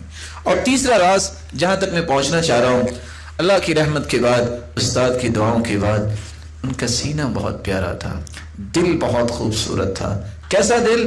وہ کہتے تھے میں جب پڑھانے بیٹھتا ہوں تو میں کہتا ہوں یا اللہ مجھ سے پڑھنے والوں کو مجھ سے بھی بڑا عالم بنا دے۔ میں نہیں سمجھتا کہ یہ بات، اس کا وزن میں کر سکتا ہوں اور آپ کر سکتے ہیں کہ نہیں۔ یہ وہ مینٹالٹی ہے، ہم کہتے ہیں لوگ بڑے ضرور بنے لیکن مجھ سے نہیں بڑا بننا۔ خبردار، یہ جو خواہش ہے نا، جو میری کمی کوتاہی کی وجہ سے میں اچھا کام نہیں کر سکا، میں زیادہ کام نہیں کر سکا، نہ جانے اللہ کس کے ہاتھ میں اتنی خیر رکھ دے اور معاشرے میں وہ خیر اس کی وجہ سے آ جائے، تو مجھے تو خیر چاہیے، مجھے تو اللہ کی رحمت چاہیے، میں سبب تو بن گیا نا کسی کے اس خیر کا، تو اس کی بھی مجھے نیکی مل جائے گی۔ خوش ہونا چاہیے جب کوئی دوسرا بھی کام کرے، خوش ہونا چاہیے۔ الحق ابلج ولو ظہر علی ید غیری، حق حق ہی ہے، وہ میرے اور آپ کے ہاتھ پہ نہیں ظاہر ہوا، کسی کمی کوتاہی کی وجہ سے کسی دوسرے کے ہاتھ پہ ظاہر ہوتا ہے تو وہ حق ہے۔ یہ نہیں ہے کہ جو میرے ہاتھ پہ ظاہر ہوگا وہ تو حق ہے، اگر میرے کسی اور بھائی کے ہاتھ پہ ظاہر ہوا تو وہ حق نہیں ہے، ایسا نہیں ہے۔ اس لیے ہمیشہ اس بات کی تڑپ رکھنی چاہیے کہ معاشرے میں بہتری آئے، کوئی بھی لے آئے۔ اور دوسرا، جب بھی بارش ہوتی ہے بہت خوش ہوتے تھے۔ کسی نے پوچھا آپ کی کوئی زمین ہے؟ کہتے ہیں میری زمین تو نہیں ہے، لیکن اصل میں مسلمانوں کی خوشی پہ مجھے خوشی بہت ہوتی ہے۔ یہ راز ہے جس کو آج امت بھول گئی۔ اور تیسرا، وہ کہتے تھے کہ جب بھی کوئی پتہ چلتا کہ فلاں شخص اس نے فیصلہ اچھا دیا ہے تو کہتے کسر اللہ من امثالی، اللہ تعالیٰ ایسے عدل کرنے والے اور پیدا کرے۔ لوگ پوچھتے ہیں آپ کا کوئی کیس ہے، کوئی مسئلہ ہے؟ کہتے ہیں نہیں، زمین پہ عدل مجھے پسند بہت ہے۔ یہ پسند اور یہ چیزیں جب انسان کے دل میں آ جاتی ہیں پھر معاشرے میں خیر و برکتی آتی ہے۔ اللہ عز و جلال ایسی ہی صلاحیتیں سب کو نصیب فرمائے۔ خلیفہ وقت اپنے بیٹے کا نکاح کرنا چاہتا تھا، نہیں کی ہوگا کوئی خلیفہ، تو اس نے اعلان کر دیا کہ میں کس کو جا کے کہوں کہ مجھے جو ہے وہ اپنی بیٹی کا ہاتھ دے میرے بیٹے کے لیے۔ اچھا، میں اعلان کرتا ہوں کہ اس شہر کے اندر جس نے قرآن مجید حفظ کیا ہے وہ رات کو اپنے چھت پہ قندیل جلا دے۔ رات کا جب سما ہوا تو پورا شہر روشن تھا، بڑا پریشان ہوا، یہ کیا ہو گیا؟ اس نے اگلے دن ایک شرط بڑھا دی، کہتے اچھا جس کو موطا امام مالک حدیث کی سب سے پہلی کتاب ہے وہ اور قرآن حفظ ہے، وہ اپنے گھر کی چھت پہ قندیل جلا دے۔ دیکھا تو پھر بھی شہر روشن تھا، وہ رونے لگ گیا۔ اس امت میں ابھی بھی اتنی خیر باقی ہے، ابھی بھی ایسی اللہ تعالیٰ کی نیک گھرانے ہیں جنہوں نے اپنی بچیوں کی اتنی تربیت کی ہے کہ ان کو موطا امام مالک یاد ہے اور ان کو قرآن کا حفظ ہے۔ اور آج مینٹالٹی کیا ہے؟ سچا واقعہ، ایک شخص تھا تو بھائی اس کو پتہ چلا کہ اللہ تعالیٰ نے ایک اچھے گھر کے بارے میں کہ انہوں نے کہا کہ ٹھیک ہے وہاں اس کا نکاح ہوگا، تو وہ بچی حافظ قرآن ہے، وہ کہتا ہے میں نے نہیں کروانا، میں نے اس کو تراویح پڑھانی تھی۔ آپ سوچئے کس انداز کی سوچ بن گئی ہے کہ قرآن کی عظمت کی بجائے اس کو مذاق کا نشانہ بنایا جا رہا۔ یہ جب تک قرآن و حدیث کا علم نہیں آتا یہ سوچیں نہیں آتی ہیں۔ اس لیے جتنی بھی دوڑ کو لگانا ہے لگا لے، سوائے شرمندگی کے اس کے سامنے کوئی راستہ نہیں ہوگا۔ ان حسرتوں اور شرمندگی اور ندامتوں سے بچنے کا صرف ایک راستہ ہے جس کو کہتے ہیں القرآن والسنہ، اللہ نے کیا فرمایا اور اس کے رسول نے کیا فرمایا۔ یہ دو ہی چیزیں ایسی ہیں جو اس پہ کاربند ہو جاتا ہے وہ کبھی حسرتوں کا شکار نہیں ہوتا، کبھی شرمندگیوں کا شکار نہیں ہوتا۔ اللہ تعالیٰ معاشرے کے اندر یہ پیدا فرمائے۔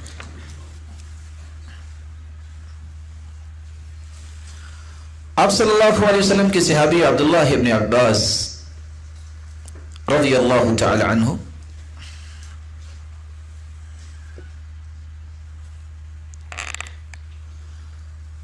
عمر بن خطاب رضی اللہ تعالی عنہ کے پاس کچھ صحابہ بیٹھے تھے، مہاجرین بیٹھے بیٹھے انہوں نے بات شروع کر دی اور انہیں لیلۃ القدر کے متعلق بات کی۔ لیلۃ القدر کے متعلق جب بات شروع ہوئی کسی نے کچھ کہا اور کسی نے کچھ کہا۔ عبداللہ بن عباس رضی اللہ تعالی عنہ خاموش رہے اور وہ بھی بیٹھے تھے۔ یہ ہے وہ علامت جو آج معاشرے میں ہونی چاہیے۔ جوہری جو ہوتا ہے نا، ہیرے کی قدر و قیمت وہی جانتا ہے، لیکن مصیبت یہ ہے کہ آج جوہری ملے کہاں سے۔ عمر رضی اللہ تعالیٰ عنہ خلیفہ تھے، سب کی باتیں سن کے تو فوری طور پہ کہتے ہیں یا ابن عباس ما لک صامت لا تتکلم تکلم ولا تمنعك الحداثہ۔ عبداللہ بن عباس آپ کیوں خاموش ہیں؟ آپ بھی کچھ بولو نا۔ آپ اس لیے ڈر کے بیٹھے ہیں کہ میں عمر میں چھوٹا ہوں تو کوئی مجھے کچھ کہہ نہ دے۔ کوئی کچھ نہیں کہے گا، بولو۔ ہم تو صرف یہ کہہ کے چپ کروا دیتے نا، اے تم چھوٹے ہو خاموش ہو جاؤ، نہ جانے وہ مجھ سے بڑی بات کر جائے، مجھ سے اچھی بات کر جائے۔ یہی اعتماد دینا چاہیے چھوٹوں کو۔ اور جو ٹیچر کسی بھی اپنے اسٹوڈنٹ کی بات تسلی سے تشفی سے سنتا ہے، وہ اصل میں اپنے شاگردوں میں اعتماد بلڈ کر رہا ہوتا ہے، اس کے اندر بولنا جو ہے اس کی طاقت پیدا کر رہا ہوتا ہے، کل کو حق گوئی کرے گا۔ اور جو دبا دیتا ہے نتیجتاً وہ بہت ساری صلاحیتوں کو دبا رہا ہوتا ہے۔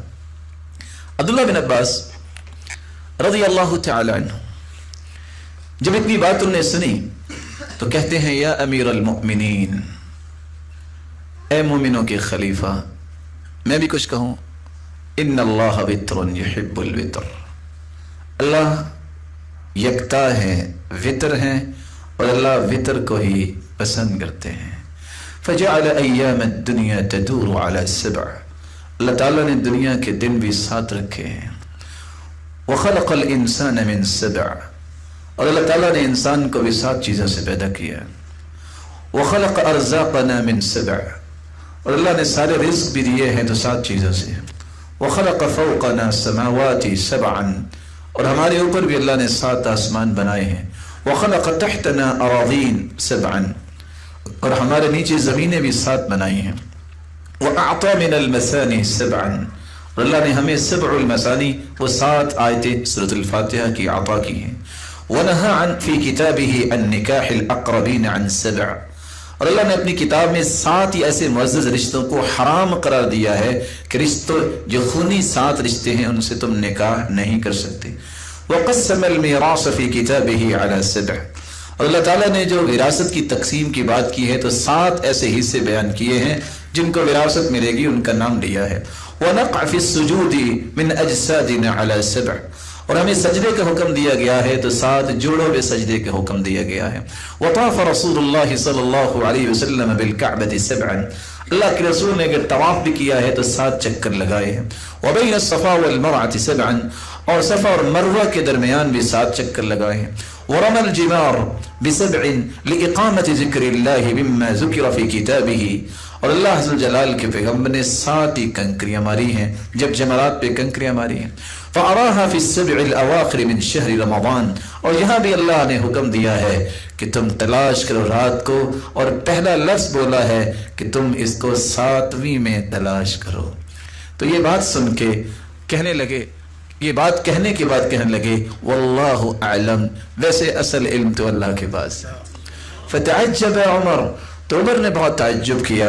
وقال ما وافقني فيها احد عن رسول الله الا هذا الغلام، میں اگر آپ کو کہوں یہ واحد بچہ ہے جس نے میری موافقت کی ہے، جو میں نے اللہ کے رسول سے سنا تھا وہی بات اس نے کی ہے۔ ساتھ یہ فرمایا لم تستوی شؤون رأسی، یہ سر برابر نہیں ہے، یہ نہیں ہوتا کہ جب تک میرے جتنا قد نہیں ہوگا تو بات نہیں کر سکتا، اصل بات علم سے ہی ہوتی ہے۔ ان رسول اللہ صلی اللہ علیہ وسلم قال، اللہ کے رسول صلی اللہ علیہ وسلم نے فرمایا تھا التمسوها فی العشر الاواخر، اس لیلۃ القدر کو آخری عشرے میں تلاش کرو۔ اور صحیح مسلم کی روایت 179، ابی ابن کعب قسم اٹھا کے کہہ رہے ہیں وَوَاللَّهِ انی لأعلم ای لیلۃ ہی اللیلۃ التي امرنا بها رسول اللہ صلی اللہ علیہ وسلم بقیامها، میں اللہ کی قسم اٹھاتا ہوں مجھے علم ہے کہ جو اللہ کے رسول نے ہمیں حکم دیا کہ جس رات کو آپ نے قیام کرنا ہے، ہو سکتا ہے یہ لیلۃ القدر ہو، وہ ہے ہی لیلۃ صبیحۃ 27، یہ 27ویں رات ہے۔ وَأَمَارَتُهَا، اور اس کی نشانی یہ ہے أَن تَطْلُعَ الشَّمْسُ فِي صَبِيحَةِ يَوْمِهَا بَيْضَاءَ لَا شُعَاعَ لَهَا، اس دن جب رات کے بعد سورج نکلتا ہے تو اس کی شعائیں نہیں ہوتی بلکہ سفیدی ہوتی ہے۔ تو یہاں تک ہمیں ایک اور بات بھی سمجھا گی۔ پہلی بات ہم نے سمجھی کہ یہ لیلۃ القدر رمضان میں ہوتی ہے، دوسری بات یہ سمجھی کہ آخری عشرے میں ہوتی ہے، تیسری بات یہ سمجھی کہ آخری عشرے میں بھی ہم اس کو وطر یعنی طاق رات میں تلاش کریں گے، اور چوتھی بات ہم نے یہ بھی سمجھ لی کہ یا یہ 21ویں ہوگی یا 27ویں ہوگی۔ آپ صلی اللہ علیہ وآلہ وسلم کے صحابی بیان کرتے ہیں، اور یہ روایت ہے عبداللہ ابن عباس رضی اللہ تعالیٰ عنہ سے، صحابہ کرام اس رات کی تلاش میں جہاں ان کی کوشش ہوتی وہاں اس بات کی بھی کوشش ہوتی کہ ہمیں پتہ چل جائے اور ہم اس بات میں خوشی محسوس کریں کہ ہم ان لوگوں کی صف میں شامل ہو گئے ہیں جن کو یہ رات نصیب ہوئی، کیونکہ اس سے محروم ہونے والا یہ وہ انسان ہے جو بہت بڑی خیر سے محروم ہو گیا۔ سورت لیلۃ القدر، جس سورت میں اس کا تذکرہ ہے، آپ میں سے سب کو یاد ہوگی؟ کوئی بتائے گا کہ لیلۃ القدر کے حروف کتنے ہیں؟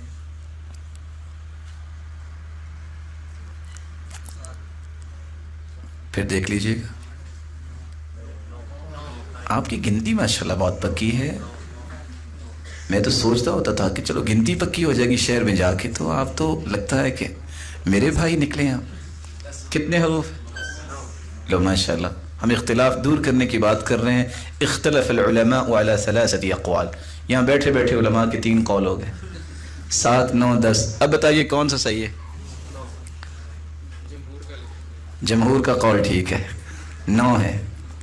کچھ لوگوں نے یہ بھی اندازہ لگایا ہے کہ لیلۃ القدر کس رات میں ہوگی۔ لیلۃ القدر کے کتنے حروف ہیں اور یہ لفظ سورۃ القدر میں کتنی مرتبہ آیا ہے؟ انا انزلناہ فی لیلۃ القدر وما ادراک ما لیلۃ القدر لیلۃ القدر خیر من الف شہر تنزل الملائکۃ والروح فیہا بإذن ربہم من کل امر سلام ہی حتی مطلع الفجر۔ تو کتنی مرتبہ آیا؟ 9 کو 3 سے ملٹیپلائی کیجئے۔ بعض نے یہ بھی اندازہ لگایا۔ انا انزلناہ فی لیلۃ القدر، آپ شروع سے گنتی شمار کر کے آئیں تو یہ جو لیلۃ القدر کے الفاظ ہیں، لیلۃ القدر خیر من الف شہر، آپ گنیں گے کہ یہ حروف کتنے بنتے ہیں تو یہ 27واں حروف بنے گا۔ کچھ لوگ اس طرح کے اندازے بھی لگاتے ہیں۔ ان سارے اقوال کو پیش کرنے کے بعد حقیقت کیا ہے؟ اللہ تعالیٰ کو پتہ ہے کہ 21 کو یہ رات آتی ہے یا 23 کو آتی ہے یا 25 کو آتی ہے یا 27 کو آتی ہے یا 29 کو آتی ہے۔ اس کے بارے میں کسی بھی بات کو حتمی بات سمجھنا یہ درست نہیں ہے۔ اور کیوں درست نہیں ہے؟ اگر حتمی بات یہ طے کر دی جائے تو کوئی بھی شخص باقی راتوں کو عبادت کے لیے تیار نہیں ہوگا، اور یہی شریعت کا اصل مقصود نہیں ہے۔ مقصود یہ ہے کہ لوگ ان راتوں میں عبادتیں کر رہے۔ اس لیے امام بخاری کی صحیح بخاری کی شرح لکھنے والے ابن حجر اسقلانی رحمۃ اللہ علیہ بیان کرتے ہیں، فی هذه الترجمہ باب تحری لیلۃ القدر، لیلۃ القدر کو تلاش کرنے کے باب میں، اس ترجمے میں، اس باب میں اشارہ ہے الی رجحان کون لیلۃ القدر منحصر فی رمضان ثم فی العشر الاخیر منہ ثم فی اوتارہ لا فی لیلۃ منہ بعینها۔ اس سے صرف یہ سمجھ آتا ہے حدیثوں سے کہ یہ رات رمضان میں ہوگی، رمضان میں آخری عشرے میں ہوگی، اور آخری عشرے میں بھی طاق راتوں میں سے کسی ایک رات میں ہوگی۔ رسول اللہ صلی اللہ علیہ وآلہ وسلم نے جس بلندی کا تذکرہ فرمایا ہے، اور اسی بلندی کو حاصل کرنے کے لیے آپ کا معمول بھی یہ تھا، احیا اللیل، آپ رات کو بیدار رہتے، وایقظ اہلہ، اپنے گھر والوں کو اٹھاتے، وجد وشد المئزر، اور آپ کوشش کرتے اور کمر کس دیا کرتے تھے۔ لیلۃ القدر کو تلاش کرنے والوں میں 3 لوگوں کے رویے ہیں، اور آپ بھی دیکھ سکتے ہیں کہ آپ تینوں گروہوں میں سے کس گروہ میں شامل ہیں۔ پہلا وہ گروہ ہے وفقہ اللہ تعالی للصواب، ایسا گروہ جو خالص اللہ کی رضا کے لیے عبادت کرتا ہے، اس کو کوئی غرض نہیں ہے، صرف ایک ہی غرض ہے، جب اللہ کے رسول نے پورا عشرہ رات بیداری کی ہے، گھر والوں کو اٹھایا ہے، حالانکہ ان کو بھی دکھا دی گئی تھی، اور انہوں نے کمر کس دی ہے، کمر بستہ ہو کے یہ راتیں گزاری ہیں، تو مجھے تو اللہ سے تعلق چاہیے، مجھے تو رب کی رضا چاہیے، جو میری قسمت میں ہے مجھے وہ رات مل ہی جائے گی، وہ اپنی عبادت پہ توجہ رکھتا ہے۔ دوسرا وہ گروہ ہے جس کو صرف یہ ہوتا ہے چلو جتنا بھی مختصر ہو جائے، اس سارے مہینے میں کوئی 1-2 راتیں خصوصاً طاق راتوں میں اس لیے جاگتا ہے، چند لمحات قیام کرتا ہے، پھر اس کے بعد گفتگو میں مشغول ہو جاتا ہے۔ اور بعض تو ایسے لوگ ہیں جو ان مبارک راتوں میں بھی اپنے شوق پورے کرنے سے باز نہیں آتے، کہیں دف چل رہی ہے، نام بھی اسلام کا لیتے ہیں اور اس طرح کی مجالس برپا کی جاتی ہیں، یہ وہ گروہ ہے جو بہت ساری خیر سے محروم ہے۔ اور تیسرا وہ گروہ ہے جن کو قرآن رمضان کی قدر کا ہی علم نہیں، اس کا سال سارے کا سارا ایک جیسا ہوتا ہے، نہ اس کے سامنے کوئی رمضان کی عظمت ہے، نہ اس کے سامنے جو ہے وہ لیلۃ القدر کی عظمت ہے، وہ زیادہ سے زیادہ چھپ کے کھانے میں بھی گریز نہیں کرتا، لوگوں کو کہتا ہے میں نے روزہ رکھا ہے۔ اگر خوف نہ ہو اس کو تو شاید اس بارے میں بھی وہ اپنا ایک تصور پیش کرتا۔ ایسے لوگوں کے بارے میں ہدایت کی دعا بھی کرنی چاہیے۔ اور عمر رضی اللہ تعالیٰ عنہ تو مارا کرتے تھے کوڑے جو روزہ نہیں رکھتا تھا، اور بچوں کو بھی روزہ رکھوایا کرتے تھے۔ تو اللہ عز و جلال ہمیں ایسے لوگوں کی سب میں شامل فرمائے جو رب تعالیٰ کے قرب کی خواہش رکھتے ہیں۔ لیلۃ القدر کی تلاش میں ہمیں کام کیا کرنے ہیں؟ لیلۃ القدر کی تلاش جن کو ہوتی ہے ان کا سب سے پہلا رویہ یہ ہے کہ اس رات کو تلاش کرنا ہے تو تازہ دم ہو کے اور دل کے تھا گہرائیوں سے یہ خواہش دے کے کہ میں نے اللہ کے قریب ہونا ہے۔ اس لیے ابن جریر کہتے ہیں كانوا يستحبون ان يغتسلوا كل ليلة من ليالي العشر الاواخر، سلف صالحین آخری 10 راتوں میں ہر رات مغرب کے بعد غسل کرتے کہ تازہ دم رہیں، اور اپنے آپ کو پاک صاف اس لیے کرتے اور اس لیے غسل کرتے کہ نیند کا غلبہ نہ ہو۔ اور امام نخعی ابراہیم النخعی رحمہ اللہ یغتسل فی العشر کل لیلہ، ہر رات ان کا یہی معمول تھا۔ ومنهم من كان يغتسل ويتطيب في الليالي التي تكون أرجى الليلة، فأمر زر بن حبيش بالاغتسال ليلة 27 من رمضان، اور کتنے ایسے تھے جو طاق راتوں میں ضرور غسل کیا کرتے۔ تو سب سے پہلا کام وہ لوگ غسل کرتے، واغتسل وتطيب،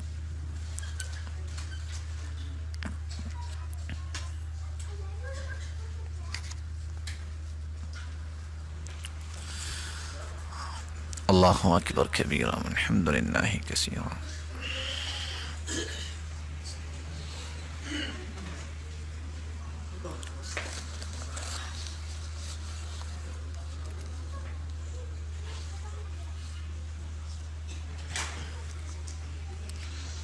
لا الہ الا اللہ وحدہ لا شریک لہ لہ الملک ولہ الحمد یحیی ویمیت وہو علی کل شیء قدیر۔ لا الہ الا اللہ وحدہ لا شریک لہ الملک ولہ الحمد یحیی ویمیت وہو علی کل شیء قدیر۔ لا الہ الا اللہ لہ الملک ولہ الحمد یحیی ویمیت لا الہ الا اللہ وحدہ لا شریک لہ۔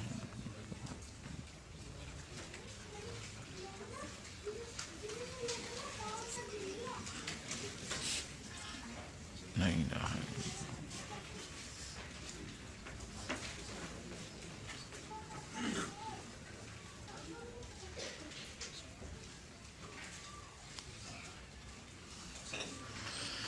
لا الہ الا اللہ وحدہ لا شریک لہ۔ اپنے وقت کو ضائع کرنے کی بجائے رب تعالیٰ کے ذکر میں مشغول ہونا یہ بہت بڑی سعادت اور خوش نصیبی ہے۔ چونکہ ہم کسی مقصد کے لیے بیٹھے ہیں تو یہ وقت جو ہے اسی مقصد میں ہی لگنا چاہیے۔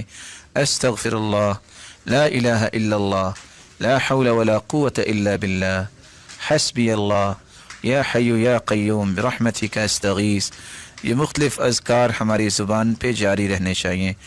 اللہ تعالیٰ نے جو لکھا ہے وہی کچھ ہوگا، اور اللہ تعالیٰ نیتوں کو جانتے ہیں کہ یہ وقت پورا کرنے کا وقت ہے، یا کہ اسی طرح ذکر و اذکار سے بھی وہی درجات انشاءاللہ ملیں گے۔ جو سیکھنے کے لیے آئے ہیں اللہ تعالیٰ ان کو محروم نہیں کریں گے، اور اس کا فیصلہ یہ ہے ان اللہ قد اوقع اجرہ علی قدر نیتی، اللہ تعالیٰ نیت کے مطابق ہی فیصلے کرتے ہیں۔ صحابہ جب گئے تھے عمرہ کرنے، صلح حدیبیہ کے موقع پہ واپس بھی آ گئے، لیکن ان کا عمرہ کنسیڈر کیا گیا۔ اس لیے جب انسان نیت کر لیتا ہے تو اس کے مطابق اسے اجر مل جاتا ہے۔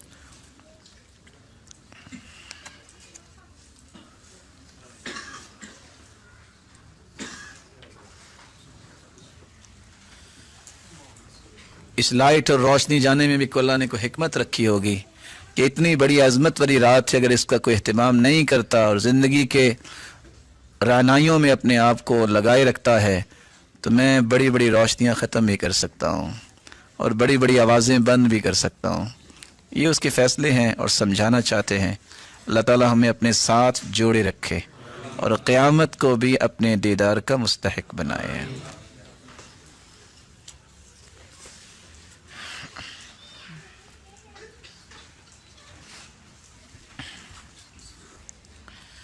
لا الہ الا اللہ وحدہ لا شریک لہ لہ الملک ولہ الحمد یحیی ویمیت وہو علی کل شیء۔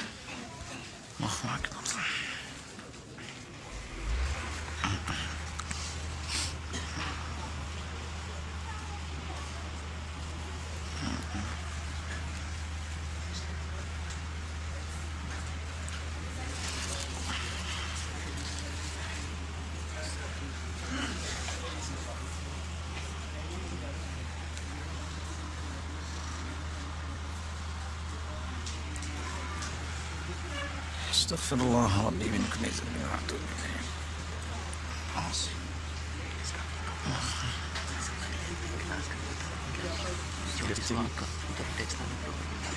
جی میں ڈیکسلان انشاءاللہ 10 بجے نکلوں گا اور 2 بجے آپ کے پاس پہنچ کے کلاس لوں گا۔ آپ 2 بجے سے 2 سے 4 کر لیجیے، اور اگر سمجھتے ہیں تو 2:30 سے 4:30 کر لیجیے، زیادہ اچھا ہے۔ جی انشاءاللہ آپ 2:30 سے 4:30 کر لیجیے۔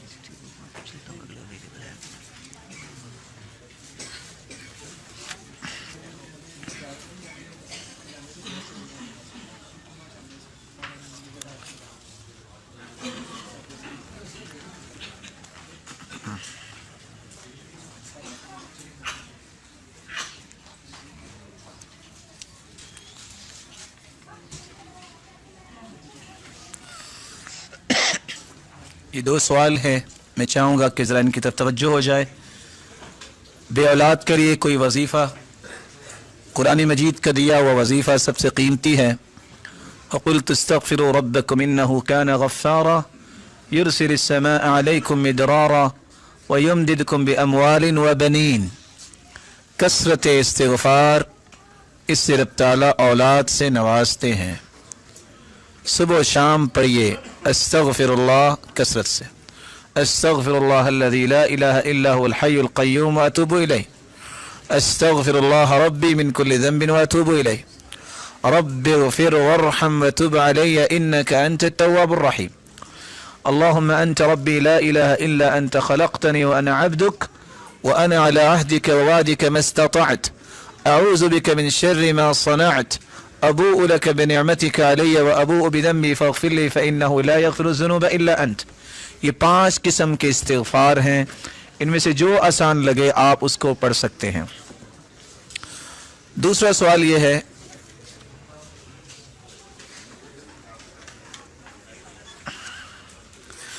اسلام میں لو میرج کے بارے میں کیا حکم ہے؟ کیا جس کو لائق کرتے ہیں اس کے ساتھ شادی کی دعا کر سکتے ہیں؟ اگر آپ الفاظ کا صحیح چناؤ کر لیں اور اس کا صحیح معنی سمجھیں تو ایک لفظ یاد رکھیے، اسلام نے جتنا نظام دیا ہے وہ اتنا پاکیزہ ہے، اتنا پاکیزہ ہے، اس پاکیزگی کو سامنے رکھا جائے تو یہ لفظ چونکہ غلط استعمال ہوتا ہے، اگر یہ استعمال غلط نہ ہوتا تو ہم یہ کہہ دیتے کہ اسلام کرتا ہی لو میرج ہے، کیونکہ اس کی لو کیا ہے؟ اللہ کا دین، اخلاق، نیکی، پاکیزگی، پاک دامنی۔ اسی لیے تو بنیادیں بیان کی نا کہ وہ کس کے ساتھ محبت کرتا ہے، وہ ان نیکیوں کے ساتھ جب محبت کرتا ہے تو اصل میرج تو وہی ہے۔ اگر انسان کسی کی نیکی خیر خواہی کو دیکھتا ہے اور اس کے بارے میں دعا کرتا ہے تو اس کو کرنی چاہیے، بلکہ سلف تو دعائیں کیا کرتے تھے، یا اللہ ایسا ساتھی دے جو جنت تک میرے ساتھ جائے۔ تو دعا کرنے میں حرج کوئی نہیں، لیکن اس لفظ کو استعمال کرنا یا اسی طرح اس لفظ کے استعمال کے بعد اس طرح کے رویے اختیار کرنا جو ارینج میرج نہیں ہوتی، اس طرح کی غلط راہ ہوتی ہے، اس سے بچنا چاہیے۔ اس لیے ابن باز رحمۃ اللہ علیہ کہا کرتے تھے، یہ جو ہم پھول دل بنا کے بھیج دیتے ہیں یا کہیں لگا دیتے ہیں، یہ مومنوں کے لائق نہیں ہے۔ دل کے اندر لکھا ہوتا ہے اللہ، دل کے اندر لکھا ہوتا ہے محمد صلی اللہ علیہ وسلم، یہ اللہ اور اس کے رسول کی توہین نہیں کرنی چاہیے۔ بلا شبہ دل میں محبت اللہ اور اس کے رسول کی ہے، لیکن جو عام لوگ ہیں، جن لوگوں نے یہ شعار بنا لیا ہے غلط محبت کا، دل بھیجنا یا دل بنانا، ایک سچے مومن کو یا اپنے رب کے بارے میں اور اللہ کے محبوب کے بارے میں یہ رویہ نہیں کرنا چاہیے۔ اس لیے جہاں بھی ایسا لکھا ہو اس سے گریز کرنا چاہیے۔ اگر جوانی میں سر کے بال اور داڑھی کے بال سفید ہو تو مارکیٹ میں بال برو اور بلیک کرنے والے ہیئر کلر موجود، ان کو لگانا جائز ہے۔ تو یہ براؤن اور بلیک جو ہے، بلیک سے بچا جائے، باقی آپ کلر استعمال کر سکتے ہیں۔ امام کے پیچھے رکوع کے بعد ہاتھ باندھنا کیسا عمل ہے؟ امام کی اطاعت کے حوالے سے اگر کوئی باندھ لے تو ٹھیک ہے، نہ باندھے تو پھر بھی ٹھیک ہے۔ کیوں؟ آپ صلی اللہ علیہ وسلم کی جتنی نماز بیان کی گئی اس میں ہاتھ باندھنے کی صراحت موجود نہیں، اور رسول اللہ صلی اللہ علیہ وآلہ وسلم کی ایک روایت ہے جس کو سنن نسائی میں لایا گیا ہے کہ آپ جب بھی قیام کرتے تو آپ ہاتھ باندھتے تھے۔ اس سے استدلال کرتے ہوئے بعض نے کہا کہ ہاتھ باندھنا چاہیے، اور آپ اسی طرح رکوع کرنے کے بعد واپس اسی طرح جیسے ہڈیاں تھی واپس چلے جاتی، اس سے استدلال کر لیا، جبکہ یہ استدلال کی وجہ سے ہم کسی کا انکار نہیں کرتے۔ آپ صلی اللہ علیہ وسلم سے جتنی بھی روایات آئی ہیں ان روایات میں اس بات کا حکم نہیں ہے۔